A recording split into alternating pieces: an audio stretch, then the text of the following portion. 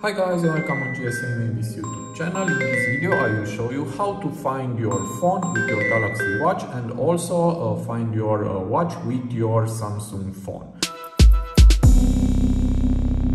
So here is my Galaxy Watch 6 and my Samsung A44, and to find your phone with your watch it's very easy. Just go to the top bar on your watch, swipe to the right and again, and here is the search icon. Just tap on it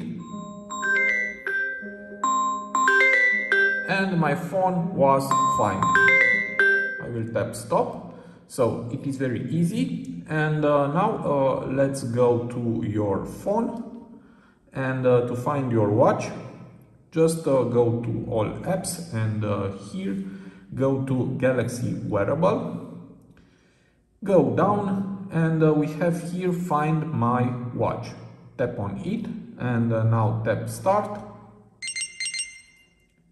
and as you can see my watch was found.